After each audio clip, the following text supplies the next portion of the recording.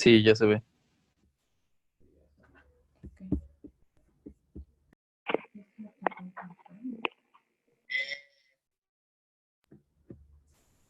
¿Sí? Hola, buenos días, doctor Cohen. Ya están todos, ¿verdad?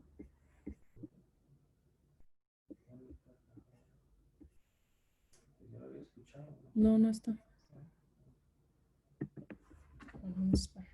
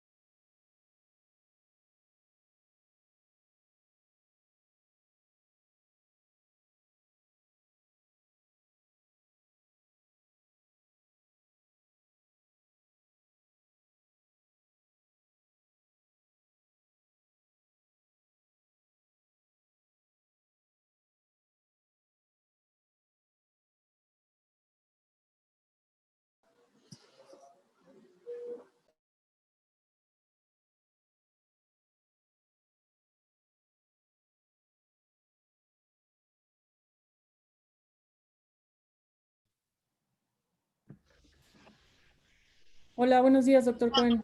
Vamos a Hola, iniciar. buenos días, ¿me escuchan? Sí, doctor. No sé qué pasa, pero no puedo entrar por mi iPad, solo por aquí. A lo mejor es algo del internet, pero ya estamos, aquí lo hago. Ok, ¿sí la puede ver la presentación? Ya estoy viendo la presentación. Ok. Bueno, vamos a iniciar con un poco de generalidades sobre reparaciones vasculares. Lo más importante en cualquier reparación vascular siempre va a ser el control vascular y para lograr este control vascular hay que lograr una adecuada exposición y disección. La exposición siempre hay que hacerla antes de dar una heparincisión sistémica para tener un campo seco y las incisiones siempre tienen que ser longitudinales a los vasos. Mónica, ¿Sí? un comentario muy importante. Perdón que interrumpa. Lo más importante es, antes que nada, conocer la anatomía. De acuerdo, doctor. Es muy importante. Ahora sí. Ok. Eh, para realizar la disección se tiene que, bueno, vamos a hacer la incisión en piel y vamos a disecar el tejido celular subcutáneo y el tejido graso. La basa vasorum usualmente se hace con tijeras Metzenbaum y siempre hay que tratar de mantenernos en el plano más cercano a la arteria. Cerca de la adventicia es más seguro que lejos a esta donde no sabes lo que hay. Va a haber una línea blanca en la adventicia al realizar una buena tracción y contratracción. Este es el plano por el que tenemos que hacer la disección. Para lograr el control vascular podemos hacer uso de pinzas vasculares, de cintas umbilicales húmedas, de catéteres de plástico delgados, de loops elastics o de seda, siempre dando una doble asa para un control real del vaso. Para la elección de las suturas, obviamente es preferencia del cirujano, pero siempre se tiene que intentar que sea lo más delgada posible, sin que esto tenga riesgo de fuga o ruptura. Usualmente van de un 2 ceros a un 8 ceros, o sea, un 2 ceros sería la aorta, un 8 ceros la muñeca.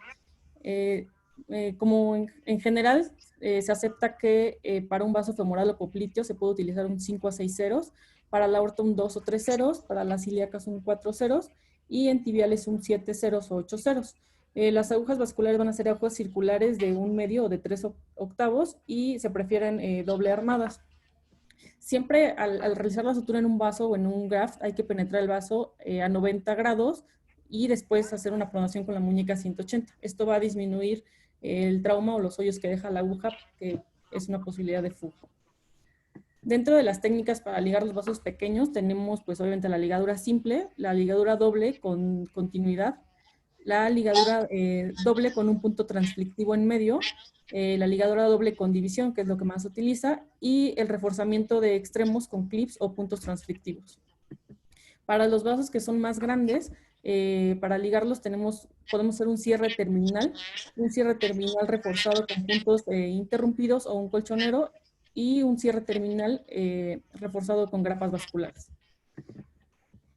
Dentro de las anastomosis, pues lo más común es la término terminal y se recomienda que al terminar la anastomosis, antes de anudarnos, liberemos las pinzas para expandir el vaso a un mayor diámetro y disminuir las posibilidades de estenosis.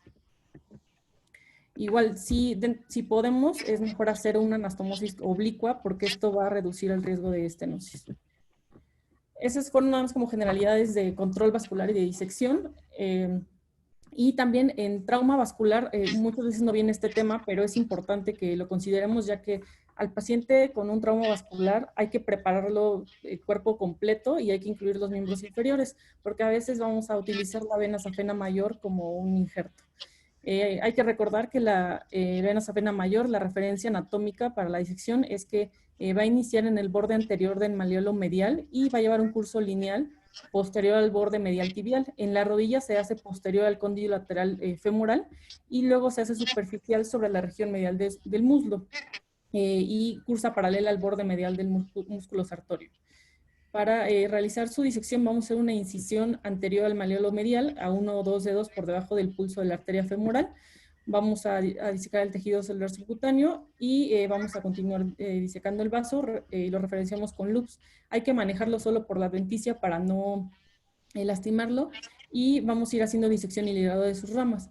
Al final los muñones los podemos ligar con seda, con poliéster o con etibón y una vez que ya tenemos la vena nada más hay que corroborar que no haya fugas y repararlas en su caso. Vamos a pasar así al trauma vascular. Los mecanismos de un trauma vascular pueden ser laceración, transección, sección parcial de los vasos, trauma por contusión y espasmo segmentario, trauma por contusión y trombosis secundaria, contusión y formación de un aneurisma verdadero, formación de un pseudoaneurisma, formación de una fístula arteriovenosa o una compresión extrínseca. La incidencia de una lesión vascular en trauma en general es del 1.6 en adultos y del 0.6 en pediátricos. Puede ser obviamente cerrado o penetrante y el manejo va desde cirugías abiertas hasta procedimientos endovasculares o manejo médico. Dividir la clase por regiones anatómicas, vamos a iniciar en cuello y las estructuras vasculares más importantes que vamos a encontrar ahí y cómo manejarlas. El cuello tiene una incidencia de lesión vascular para trauma penetrante del 20% y para trauma cerrado del 1%, con una mortalidad que puede desde el 7 hasta el 50%. Como sabemos, y ya lo vimos en trauma, vamos a dividir el cuello en 3 zonas. La primera zona, que va debajo del cartílago cricoides, tiene una incidencia de lesión del 19%. Lo importante en esta zona es que para realizar, como les dije, en el trauma vascular lo más importante es el control igual distal y proximal.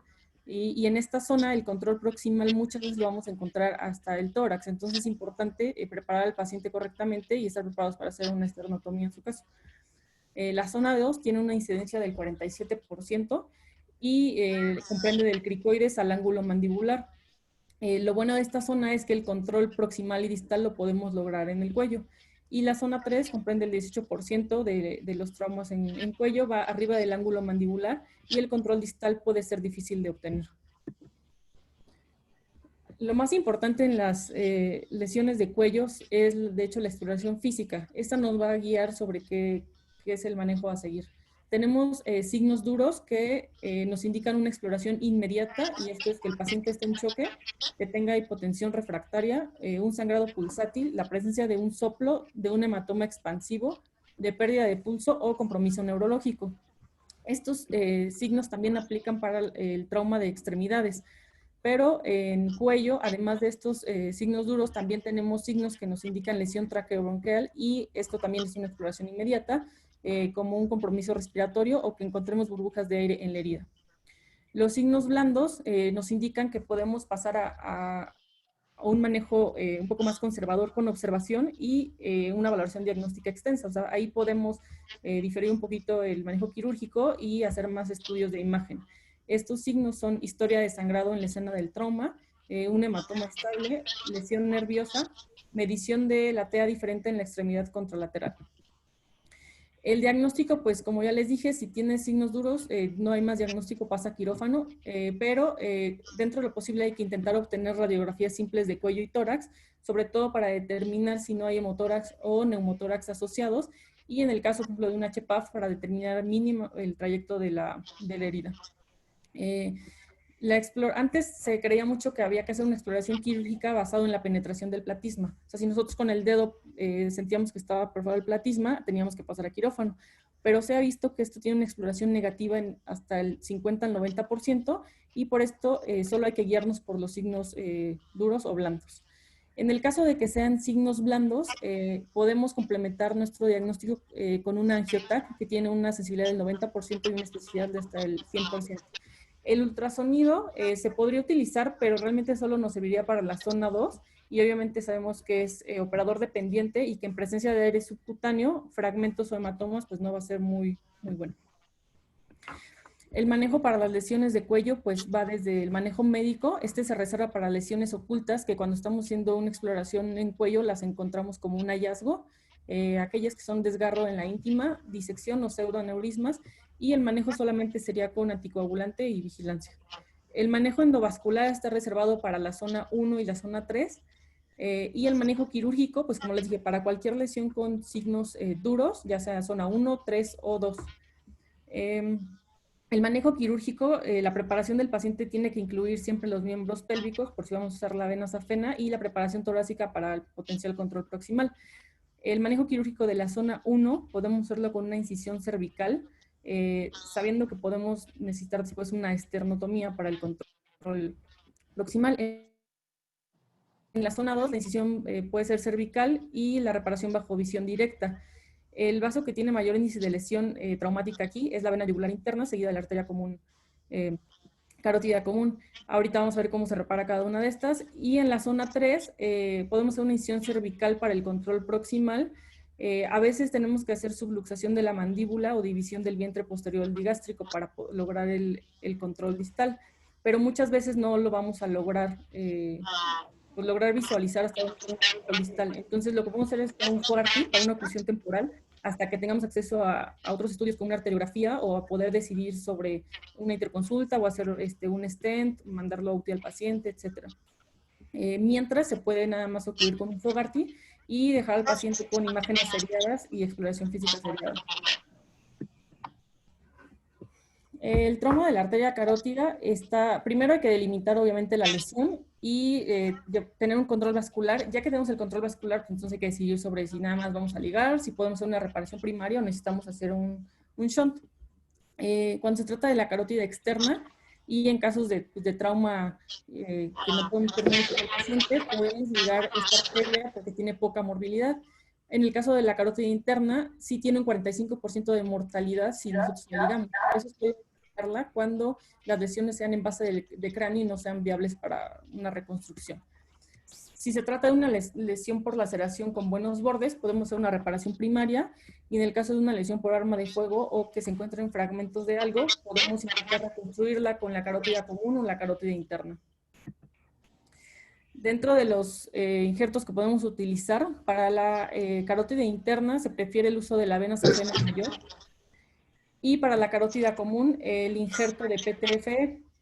También se ha intentado reconstruir con la arteria femoral superficial, pero aquí después tendría que ser una reconstrucción de la extremidad con PTFE. Cuando se trata de una lesión en el origen de la común izquierda, se prefiere una anastomosis, un graft, perdón, a una anastomosis primaria término y terminal, porque muchas veces no te va a dar la longitud y pues obviamente está intratorácico esto. Si tenemos, además de la lesión vascular, una lesión aerodigestiva, hay que utilizar, además de hacer la reparación o sea, que se tenga que hacer por las estructuras dañadas, a nuestra anastomosis hay que protegerla con un colgajo muscular. Podemos utilizar el músculo moyoideo, el esternocleidomastoideo o el digástrico. En el caso del trauma a la arteria subclavia, tiene una mortalidad prehospitalaria de hasta el 80% y la mortalidad hospitalaria durante el tratamiento es del 15%. Van a estar asociadas a fracturas claviculares, lesiones mediastinales o percusión pulmonar. O sea, pacientes que tengan estas lesiones hay que pensar que podrían tener igual un trauma en la arteria subclavia y que la mortalidad es bastante alta. Igual que en el cuello, si tiene signos duros hay que pasar a quirófano. Y es importante recalcar que el pulso radial normal no excluye una lesión vascular. El diagnóstico va a depender si el paciente está estable o inestable. Si está inestable y tiene signos duros, pues hay que pasar a quirófano. Y si está estable, el estudio de preferencia es una angiotac. El manejo del trauma a la arteria subclavia puede ser médico cuando solamente es una lesión a la íntima o disección sin limitación de flujo. Y esto se lleva a cabo nada más con anticoagulación o antiagregación. El manejo endovascular, hasta el 50% de los pacientes son candidatos y tiene que ser en pacientes obviamente estables. El manejo quirúrgico, el control proximal lo podemos lograr con una esternotomía para la arteria innominada y la subclavia derecha y con una toracotomía superior anterolateral izquierda para una resección clavicular y acceso a la subclavia izquierda. Para lograr el control vascular, a veces vamos a lograr esta oclusión por un acceso inguinal o retrógrado braquial. Si el paciente se encuentra en una situación muy inestable y que tenga otras lesiones por trauma, pues podemos ligar esta arteria y raramente resulta en isquemia del miembro superior. Si tenemos tiempo y el paciente está estable para hacer una reparación, ya tuvimos el control, podemos hacer una reparación con un graft de interposición con PTFE, o si hay contaminación extensa, algunos autores te mencionan que es mejor utilizar vena safena o vena yugular interna para no utilizar un graft. Las lesiones, esas fueron las lesiones más importantes arteriales, y las lesiones venosas cervicales, el manejo quirúrgico, pues es igual al manejo para la lesión arterial, pero aquí se hace mucho más énfasis en que si el paciente está inestable y no es candidato a reparación, pues hay que nada más ligar las venas porque esto lleva poca morbilidad. En el caso de la yugular interna, si nosotros la ligamos, pues nada más hay que tener después una monitorización del edema cerebral, que tiene una poca incidencia aún en la ligadura bilateral. Si el paciente estuviera bastante estable y ya nada más esta es una lesión aislada, podemos intentar repararla con PTFE y se ha visto que tiene una permeabilidad de 64% a 18 meses. En el caso de la vena subclavia, lo mismo, si el paciente es muy inestable y tenemos que hacer nada más una ligadura, hay que después estar monitorizando al paciente, tener elevación de los miembros superiores y compresión para disminuir un poco el edema transitorio, que nada más va a durar de 7 a 10 días, y la éstasis venosa crónica va a ser rara. Para la reparación de la vena subclavia, si es una lesión simple de menos del 50%, podemos hacer nada más una venorrafia lateral.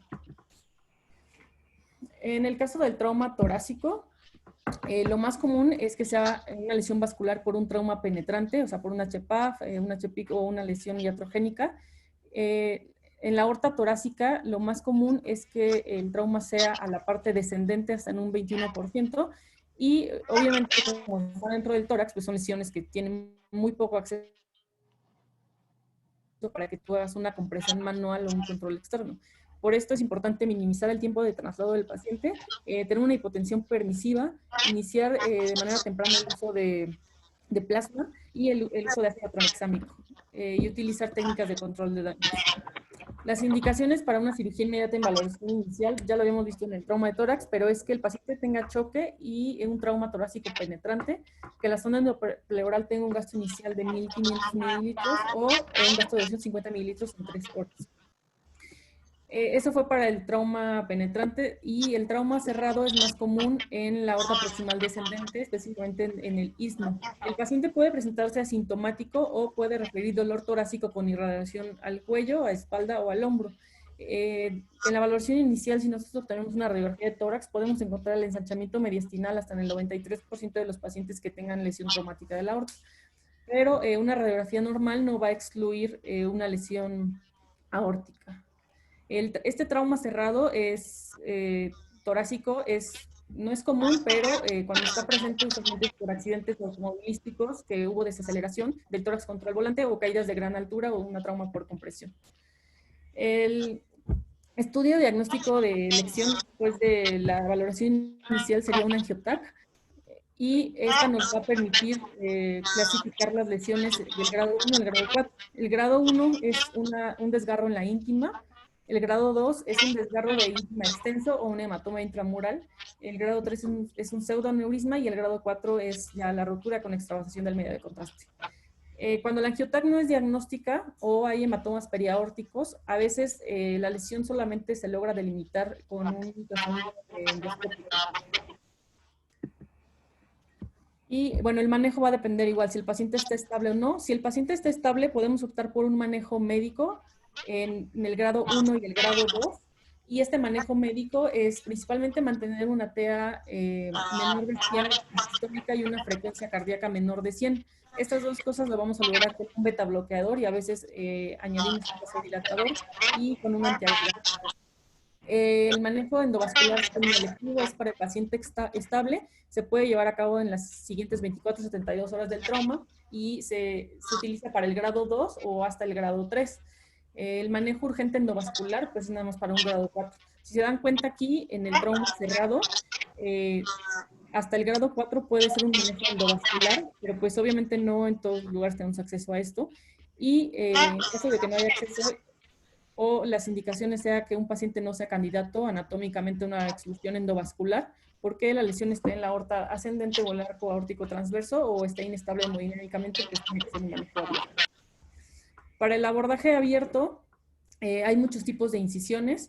Lo más común es la esternotomía media para lesiones de la aorta proximal, del innominado a la carótida izquierda, pero como les dije, la lesión cerrada es más común en el istmo, por eso es que el abordaje que se prefiere es la toracotomía posterolateral en el cuarto espacio intercostal.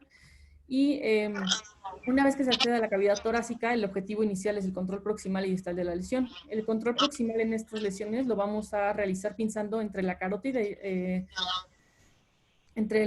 izquierda y la subclavia izquierda. Y el control distal lo vamos a lograr con una pinza en la aorta descendente, distal a la zona de la lesión, sin extendernos mucho hacia abajo, de preferencia antes de T6 para mantener el flujo de la médula espinal. Y una vez que dependiendo de las condiciones del paciente, podemos intentar hacer la reparación ahí con un graft o podemos intentar una perfusión aórtica distal. La más utilizada es un bypass izquierdo en el que se canula la vena pulmonar izquierda y la aorta distal. En el caso específico del trauma a la aorta ascendente o el arco transverso, el mejor abordaje es por una esternotomía media y aquí se tendrá que hacer un bypass cardiopulmonar con un paréntesis sistémico. Y en el caso de un trauma específico al tronco brachiocefálico, que tiene un 90% de mortalidad de los 30 minutos, tanto por la hemorragia como por las lesiones asociadas, el manejo va a depender obviamente del cirujano de institución, pero es aceptable que se haga una esternotomía media y un bypass de la aorta ascendente a la parte distal de la arteria innominada, y es importante que se cierre el muñón de la arteria innominada para que después no se haga una dilatación aneurismática. En el caso del trauma vascular abdominal, la mayoría es por trauma penetrante. La literatura nos dice que lo más común es el trauma a la vena cava inferior seguido por la aorta abdominal. Y en el caso del trauma cerrado, que es menos común, sucede cuando hay una desaceleración rápida por accidentes automovilísticos o caídas de gran altura, cuando hay lesiones por aplastamiento o una laceración directa por fragmentos óseos de la columna o en la pelvis. La mayoría de estos pacientes con trauma vascular abdominal va a morir en la escena y el 14% de los que llegan al hospital mueren en urgencias. Pero también hay muchos pacientes que pueden llegar hasta estables porque al tratarse del retroperitoneo puede estar el hematoma contenido y el paciente inicial puede no presentar datos de shock. Como ya habíamos visto, el trauma abdominal, igual para el manejo vascular, lo vamos a dividir en zonas. La zona 1 es la zona central, que aquí hay que tener en cuenta que contiene la aorta y la vena cava inferior, y lo vamos a dividir en supramesocólica, que comprende la aorta suprarrenal con el troco celíaco, la mesentérica superior, las renales, y en la parte inframesocólica, que comprende la aorta infrarrenal y la vena cava obviamente inferior. La mayoría de las lesiones en la zona 1 resultan en una mortalidad prehospitalaria por sangrado y por lesiones asociadas. Y es más común en trauma cerrado, que se encuentre un desgarro de la íntima en la aorta intrarrenal. En el trauma penetrante lo más común es que sea obviamente por un HPAF y tiene una supervivencia menor del 50%. La zona 2, vamos a encontrar los vasos renales y en la zona 3, los vasos ilíacos. Como regla general, igual que en cualquier trauma, si es penetrante hay que explorar al paciente quirúrgicamente y si es trauma cerrado, solamente vamos a explorar los que se encuentren en la zona 1. Para el diagnóstico, pues va a depender si el paciente está estable o no. Obviamente, si está inestable va a quirófano y si está estable, se prefiere para el trauma cerrado. Y en estos pacientes, la resucitación agresiva con líquidos intravenosos va a aumentar la mortalidad y el volumen de la hemorragia. Por eso hay que tener una hipotensión permisiva con una presión sistólica de 80-90 para disminuir la hemorragia. Son diagramas como generales. En el caso de trauma penetrante, pues obviamente todos se tienen que explorar, pero hay una excepción a esta regla que son los hematomas retroperitoneales en la zona 4, porque son retrohepáticos y la exploración quirúrgica puede ser muy difícil para un control vascular. Se ha visto que muchas de estos pacientes les va mejor con el manejo conservador. En el caso del trauma cerrado, solo se exploran los que están en la zona 1. En el resto, la exploración quirúrgica puede resultar en pérdidas innecesarias o causar sangrados incontrolables. La exploración en la zona 2 y 3 se va a reservar para sangrados que tengan hematomas en expansión, que sean pulsátiles o que tengan fuga evidente de medio de contraste. Y en la zona 3 también se tienen que explorar los que se asocian a pérdida del pulso de la femoral ipsilateral. Los que vamos a abordar de manera quirúrgica son los hematomas en la zona 1 y como habíamos visto se divide en supramesocólico e inframesocólico. Para el supramesocólico es el más difícil de acceder y de manejar porque pues aquí se encuentra el tronco celíaco, la mesenterio superior, las renales, y para el control proximal muchas veces no se logra o se tiene que hacer una esternotomía. Para el control proximal podemos intentar una toracotomía izquierda o en el caso de que estemos en un hospital que lo tiene, pues con un REBOA. Una vez que tiene el control, la mejor exposición para acceder pues es con la movilización y rotación de las vísceras del lado izquierdo, o sea, con maniobra de Mattox. Si se sabe que la lesión está específicamente en la vena cava inferior en lugar de la aorta, es mejor un acceso retroperitoneal del lado derecho, con una maniobra de Cattell. Eso era en el caso de la zona 1 supramesocólica. En el caso de la zona 1 inframesocólica, el acceso es mejor de una manera anterior transperitoneal. O sea, se desplaza el colon como acefálico y se desplaza el intestino delgado hacia la derecha. Ya que tenemos el acceso y el control, podemos hacer una reparación primaria o podemos utilizar grafts sintéticos valorando siempre obviamente la contaminación de las lesiones asociadas. Y se prefiere hacer una envoltura aumental o con tejidos anexos de nuestro anastomosis. En el caso de cirugía por control de daños, como regla general, cualquier lesión venosa que veas, pues nada más hay que ligarla, y cualquier lesión arterial, hay que hacer un shunt. Esto podemos hacerlo con shunts que ya se venden de manera comercial, o si no contamos con esto, podemos utilizar una sonda nasogástrica o catéteres que se utilizan para intravenosos. Y empaquetar al paciente, obviamente, y subirlo hasta que tenga mejores condiciones. En el caso específico del trauma en la aorta abdominal, el trauma cerrado, en el 75% de los pacientes se van a presentar con síntomas de sangrado o isquemia, que puede ser visceral o en extremidades, y el manejo va a ser igual que para el trauma cerrado de la aorta torácica. O sea, las lesiones se van a dividir igual de grado 1 a grado 4 y se van a manejar igual que en la aorta torácica. Para el trauma penetrante, el 21% de los sobrevivientes van a recibir una toracotomía en urgencias y el 18% van a presentar un hematoma contenido en retroperitoneo. Obviamente, si es penetrante, pues todos tienen que ir a exploración quirúrgica. En el caso específico y aislado a las arterias, a los vasos renales, lo más común es que se trate de una lesión del lado izquierdo y hay una opción endovascular para la mayoría de los casos. Se tiene que intentar una revascularización si se diagnostica en las primeras 4 o 6 horas, porque después el éxito ya es bastante bajo. En el caso de la lesión a la arteria renal, podemos intentar una arteriorrafia o utilizar un parche venoso. Podemos también hacer una resección en anastomosis primaria o un graft de interposición. En el caso de la lesión a la vena renal, podemos intentar una rafia lateral y hay que evitar reconstrucciones extensas. Si el paciente está pues, muy inestable, etcétera, pues hay que ligar esta vena y pues igual el paciente va a tener el drenaje venoso gonadal, adrenal y lumbares, entonces pues igual y no hay mucho problema.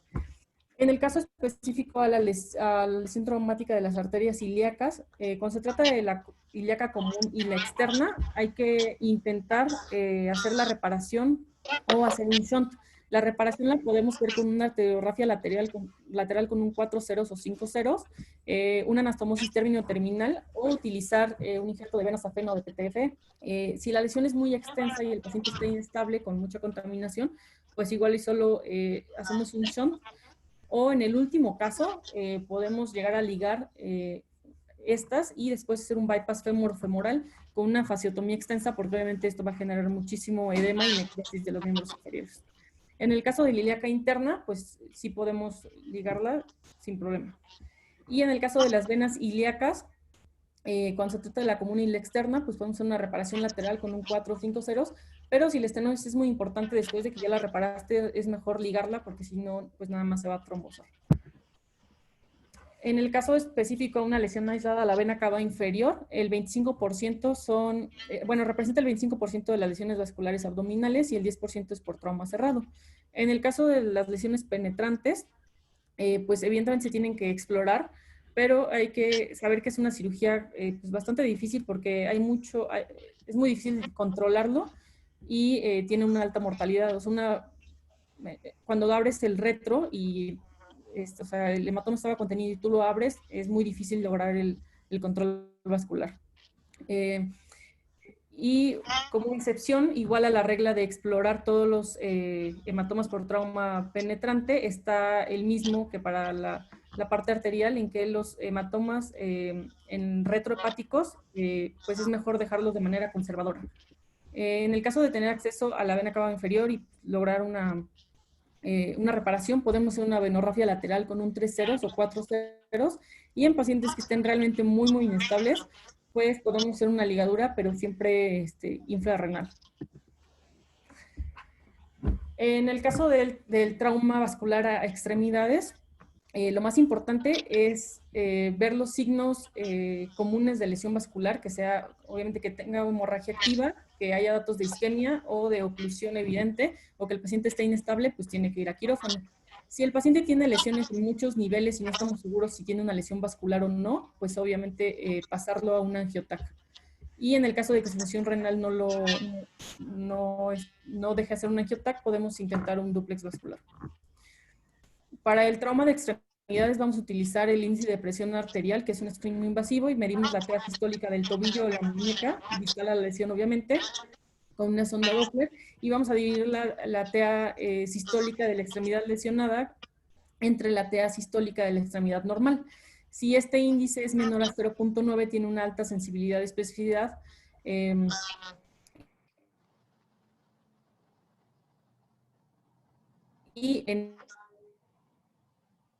Nos va a indicar que podemos hacer un manejo, que tenemos que hacer un manejo ambulatorio o continuar con estudios diagnósticos de imagen. En el caso específico a la lesión vascular de la arteria braquial axilar, generalmente es por trauma penetrante. Solo 2/3 van a presentar pérdida de pulsos cuando tienen trauma en la arteria axilar. Por eso no hay que dejarnos llevar nada más como que si tiene pulso o no. El manejo quirúrgico va a ser en extremos y se puede iniciar aplicando torniquetes pre-incisión para lograr un control proximal y distal. Y después para la reparación podemos considerar el injerto de safena o un cierre primario siempre que no tenga tensión. El acceso a la arteria axilar lo vamos a lograr con una incisión longitudinal que inicia la parte de la fosa bicipital con extensión a la axila anterior y debajo de la clavícula, dividiendo el pectoral menor. En el caso de la arteria braquial, este trauma es más común y usualmente está asociado a fracturas de húmero o dislocación de hombro en niños. La incisión, en este caso, va a ser longitudinal a lo largo del trayecto de la arteria en la fosa bicipital, y si la lesión es distal, podemos hacer una incisión en ese, como en esta foto. Para la reparación podemos intentar una reparación primaria o utilizar un grafo de interposición. En el caso del trauma a la arteria femoral superficial comprende un tercio de las lesiones en las extremidades inferiores y usualmente en el 90% de los pacientes va a haber isquemia distal o déficit de pulso. Para la exposición siempre hay que hacer incisiones longitudinales para tener un control distal y proximal. Y en el caso de la femoral común, podemos intentar repararla con un grafo de interposición o un parche venoso. De la femoral profunda, hay que intentar repararla, pero si el paciente está muy inestable, pues nada más hay que ligarla. En el caso de la femoral superficial, también hay que intentar repararla con un grafo de interposición o una anastomosis primaria término-terminal.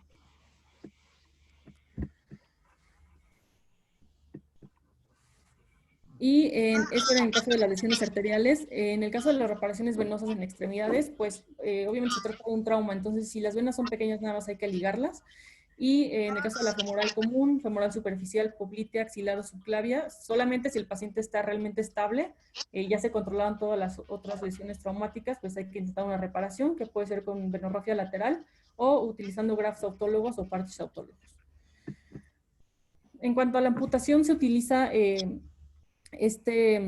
esta escala en la que vamos a valorar la extensión de las lesiones en el tejido blando y esquelético, el nivel de isquemia, de shock del paciente y la edad del paciente. Todo esto, si nos da un puntaje mayor a 7, pues va a requerir una amputación. Eso es todo. Lo siento por irme muy rápido, pero como va después la sesión, pues no quería extenderme utilizando esta cuenta. Doctor, no sé si tenga algún comentario o alguno de ustedes tenga alguna pregunta. Sí, quisiera yo, es mucha información, hiciste un muy adecuado resumen.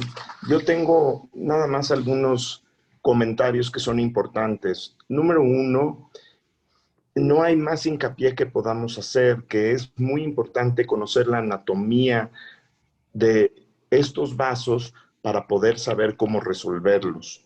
No hay reglas y, por ejemplo, en el tórax, en zona 1, su clave izquierda, hay que conocer esa anatomía para saber cómo enfrentarse al paciente y cómo resolver eso.